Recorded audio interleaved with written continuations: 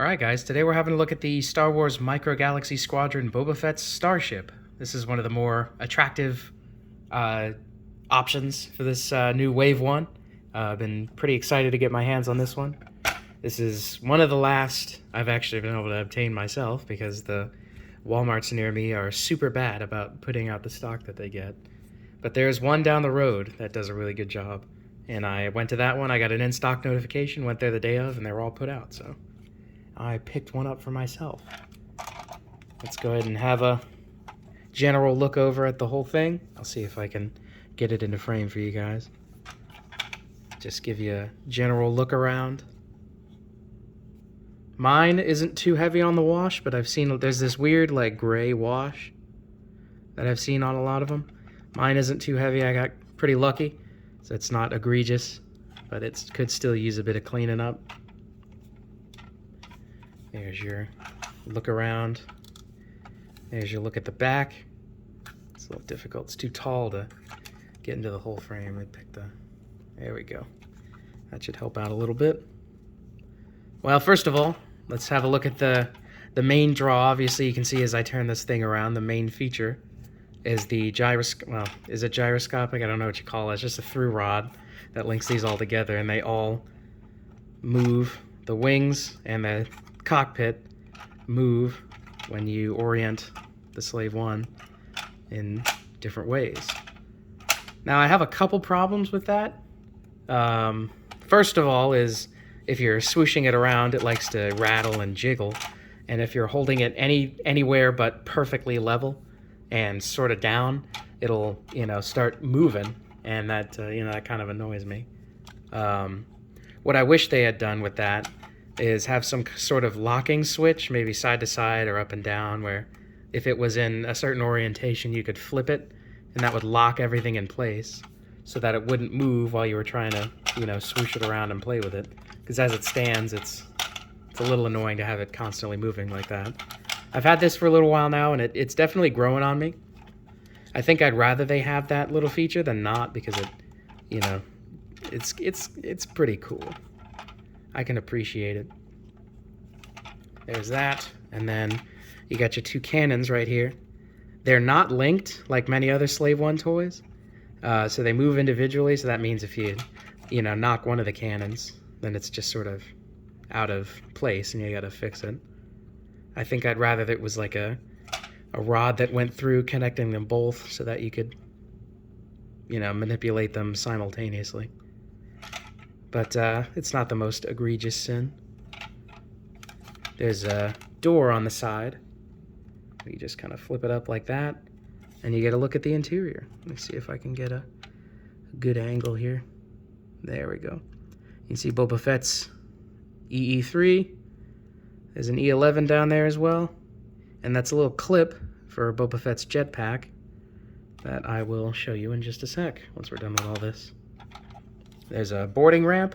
See, what you're meant to do is set the Slave 1 down, pull this down like that, and it just moves free. Whoop. That's the first time that's happened. See if I can sort of feed. There we go. I haven't actually done that before. It just kind of moves freely, right?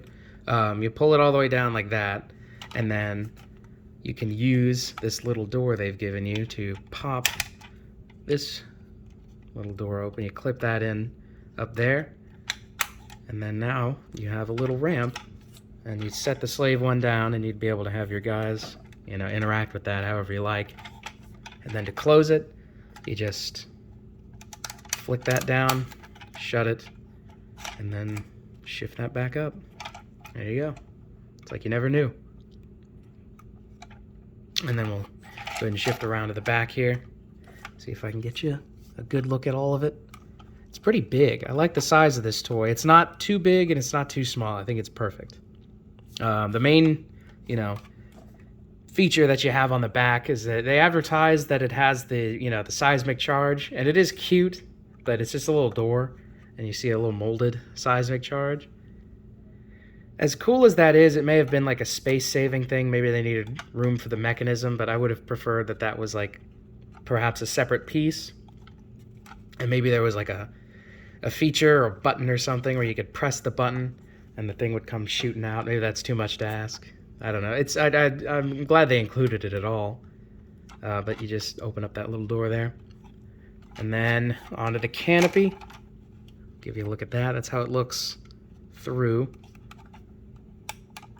You open up the... That's a good hinge. This is a great example of how these sort of hinges should be done.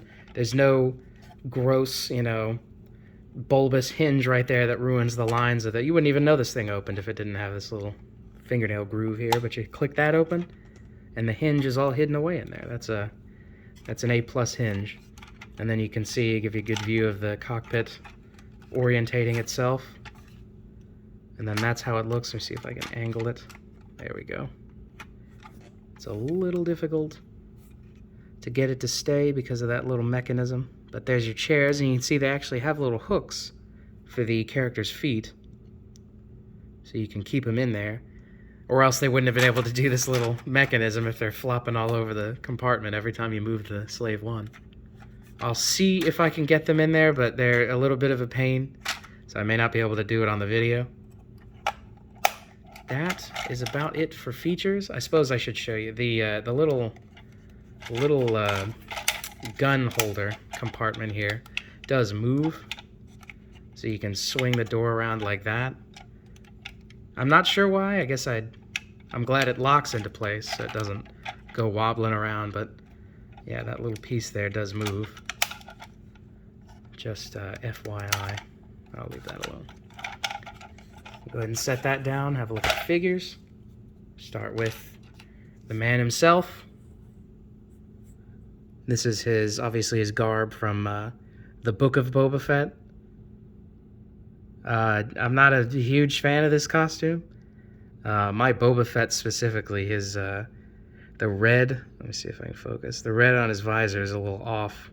They could have done a better job getting that centered there, but the paint on the rest of the figure is satisfactory. You can definitely tell which, series this particular Boba Fett costume is from. And then the little jetpack, let me focus there for you, comes out and there's a little peg in his back, and you just peg on the little jetpack. So small. It's very hard to get in frame. And then I'll show you real quick. You pop this little thing open, like that. And then, if I'm dexterous enough, I got big sausage fingers, so you gotta be patient with me. Ugh.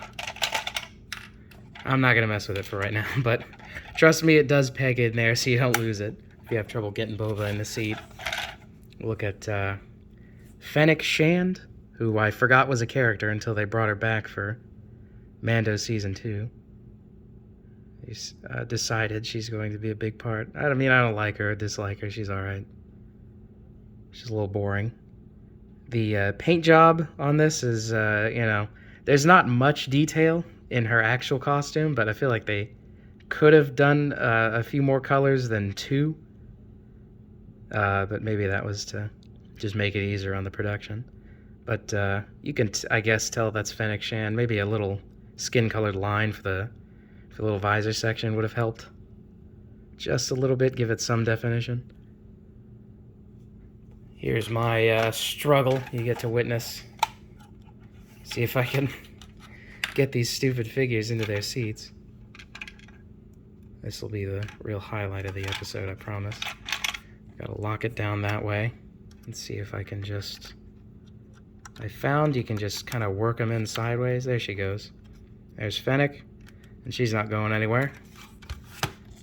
Now, if we can do 2 for 2, get Boba in there, that'll be a real winner.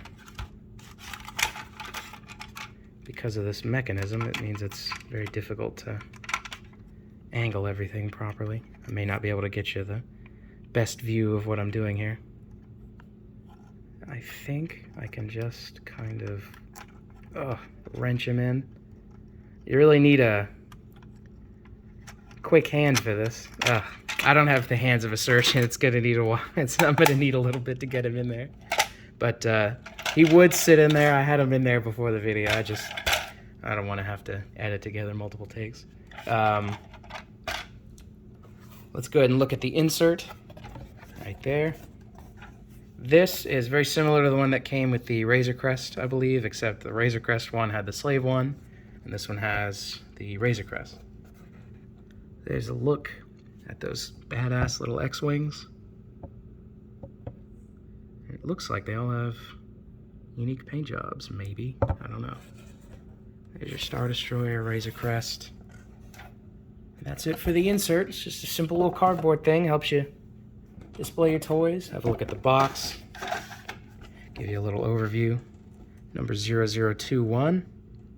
That's your little blister that the figures come in. Star Wars. And all of them have Launch Edition stickers. Even Series 2 for some reason. I don't know what the difference is there. There's your explanation of cockpit opening and then that little side door. There's the back.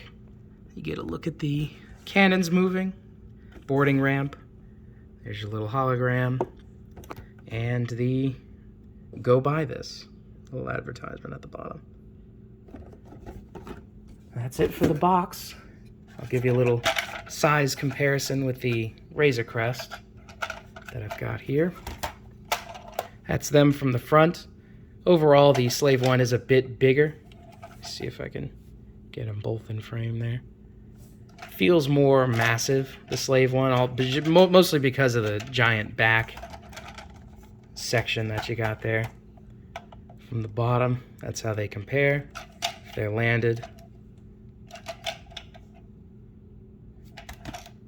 And then I'll go ahead and show you what it looks like compared to the Action Fleet. The tiny little Action Fleet Slave one. I much prefer the proportions of this one. The top section here is a little too egg-shaped for me. And it seems like the wings are too long for, you know, the size of the back there. But this was a respectable little toy for the time. I like this mechanism for keeping the boarding ramp shut. You just turn the guns and that opens it. That's pretty cool. There's your little... This is an example of a not well hidden hinge. That's why I was complimenting that one. That looks great. This one, not so much. Not a fan of that one. And then the real trouble to get into the frame is... Figured I'd show you what it looks like compared to the Falcon. Clean up my set here. There you go. That is pretty decently sized. I mean, everyone knows the Slave one is a bit shorter than the Falcon. But there's a look at the back right there. Just a little comparison. It's so big I can't get the whole thing in frame. But that'll do the job for comparison. That's basically all I have to show you today. Thanks for watching.